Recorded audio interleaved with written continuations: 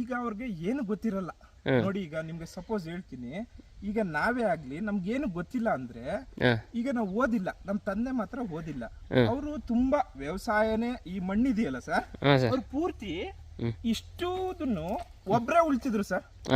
12 ಎಕರೆ ಒಬ್ರೇ ಉಳ್ತಿದ್ರು. ಮತ್ತೆ ಅದ್ರ ಜೊತೆ ಇಲ್ಲಿ ಬಲರಾಮೇಗೌಡರು ಅನ್ನೋರು ಬರೋರು, ಅವ್ರನ್ನು ಬಂದು ಇದೆಯಲ್ಲ ಸರ್, ಇದು ಸತ್ಯ ಹೋಗಕ್ಕಾಗಲ್ವಲ್ಲ ಸರ್, ಇದಕ್ಕೆಲ್ಲ ಪೂರ್ತಿ ಅವರು ಗುದ್ಲಿ ಎಲ್ಲ ಮಾಡಿ ಅವ್ರು ಉತ್ತಂಗ್ ಹಿಂದೆನೆ ಎಲ್ಲ ಮಾಡ್ತಿದ್ರು. ಸರ್ ತುಂಬಾ ಕಷ್ಟಪಟ್ಟಿದ್ದಾರೆ ಅವರೆಲ್ಲ.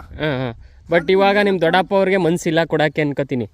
ಮನ್ಸಿರ್ತದೆ ಇಲ್ವಾ, ಕಾನೂನು ಮುಖಾಂತರ ಎಲ್ಲ ಒಂದೇ ಅಲ್ವಾ ಸರ್? ನಿಜ ಸರಿ. ಅಂದ್ರೆ ಈಗ ಕಾನೂರಲ್ಲಿ ರೂಲ್ಸ್, ಈಗ ನಿಮ್ದು ಈಗ ಅವರು ಏನ್ ಹೇಳ್ತಾರೆ ಸರ್ ಅವರು? ಸರ್ ಈಗ ಅವ್ರು ಹೇಳಿ ಬಿಡ್ಲಿ, ಅದು ಕಾನೂನು ಅಂದ್ಮೇಲೆ ಕಾನೂನೇ ಅಲ್ವಾ ಸರ್? ನಿಜ. ಈಗ ನಮ್ ಅಜ್ಜಿ ಹೆಸರಲ್ಲಿ ಇರೋದು ಇದು ಜಮೀನು, ಅವ್ರ ಹೆಸರು ಡೈರೆಕ್ಟ್ ಟ್ರಾನ್ಸ್ಫರ್ ಮಾಡಿಸ್ಕೊಬಿಟ್ಟಿದ್ದಾರೆ.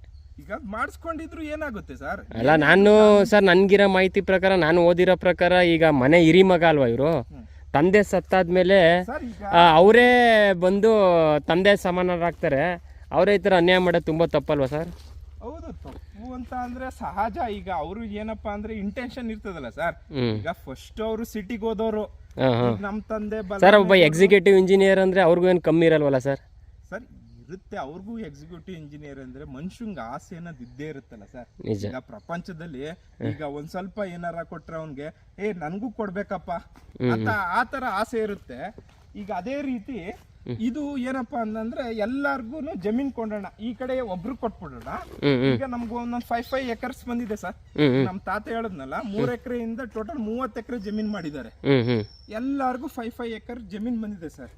ಈಗ ಒಬ್ರಿಗೆ 5 ಎಕರ್ ಈ ಕಡೆ ಬಿಟ್ಬಿಡೋಣ, ಈ 5 ಎಕರ್ಸ್ ಅಲ್ಲಿ ಒಬ್ಬೊಬ್ರು 1 ಎಕರೆ ಹಂಚ್ಕೊಳ್ಳೋಣ ಅಂತ ಮಾಡಿದ್ರು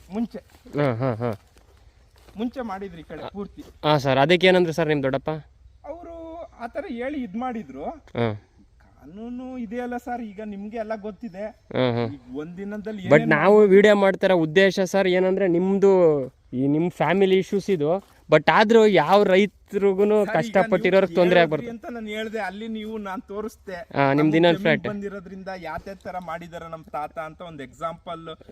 ತುಂಬಾ ಸರ್ ಒಳ್ಳೆ ಮಾಹಿತಿ ಕೊಟ್ರಿ. ಅಟ್ಲೀಸ್ಟ್ ನೀವು ಜಮೀನ್ ಬಗ್ಗೆ ಅಲ್ಲ, ಈಗ ಮೋಸ, ಅಣ್ಣ ತಮ್ಮದಿರ್ ಮೋಸ ಎಲ್ಲ ಅದ್ರ ಬಗ್ಗೆನೂ ನಮ್ಗೂ ಗೊತ್ತಿದೆ ಸರ್. ಈಗ ವ್ಯವಸಾಯ ಗೊತ್ತು.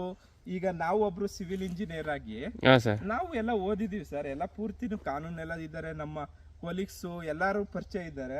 ಎಲ್ಲ ಡಾಕ್ಯುಮೆಂಟ್ಸ್ ತೋರಿಸಿದಾಗೆಲ್ಲ ತೋರಿಸಿದ್ದಾರೆ, ಪಕ್ಕ ಬಂದೇ ಬರುತ್ತೆ 100% ಅಂತ ಹೇಳಿದ್ದಾರೆ. ಆದ್ರೂ ಏನ್ ಮೋಸ ಆಗಲ್ಲ ಸರ್, ಯಾವತ್ತಿದ್ರು ಸತ್ಯ ಅಲ್ಲ, ಸತ್ಯ ಸಾಯಲ್ಲ ಬಿಡಿ ಸರ್. ಅದು ಇನ್ನೊಂದು ಹೇಳೋದು, ನೀವು ಯಾವತ್ತು ಬೆವರು ಇರುತ್ತಲ್ಲ ಸರ್, ಬೆವರು ಅವರು ಎಷ್ಟು ಮಣ್ಣಿಗೆ ಇದ್ ಮಾಡಿರ್ತಾರೆ, ಮಕ್ಳಿಗೆ ಆಶೀರ್ವಾದ ಯಾವತ್ತು ಇರುತ್ತೆ. ನಿಜ ಬಿಡಿ ಸರ್, ಅದು ನಿಜ. ಭೂಮಿ ತಾಯಿಗೆ ಎಷ್ಟು ಬೆವರು ಸುರ್ತಿರ್ತಾರೋ ಅವ್ರ ಮಕ್ಳು ಬಾಳ್ ಬದುಕ್ತಾರ ಬಿಡಿ ಸರ್. ಅನ್ಯಾಯ ಮೋಸ ಎಲ್ಲ ಬಾಳ ದಿನ ನಡೆಯಲ್ಲ, ಏನೂ ಆಗಲ್ಲ. ಈಗ ನಮ್ ಬ್ರದರ್ಗೂ ಆ ತರನೇ ಇದೆ ಸರ್. ನಾವು ನೋಡಿದ್ವಲ್ಲ, ಅದೆಲ್ಲ ಅದೇ ರೀತಿ ತೋರಿಸಿರೋದು ಸೇಮ್. ಇದೂನು ಸರ್ ಅಲ್ಲಿ ಎದುರುಗಡೆ ಕಬ್ಬು ನಿಮ್ದೇ ಅನ್ಸುತ್ತೆ ಫ್ಲಾಟ್? ಅದು ನಮ್ದೇ ಸರ್. ಅಲ್ಲಿ ಟೋಟಲ್ ನಮ್ಮ ಬ್ರದರ್ಗೆ ಒಂದು 2 ಎಕರ್ಸ್ ಇದೆ, ನಮಗ್ 2 ಎಕರ್ಸ್ ಇದೆ.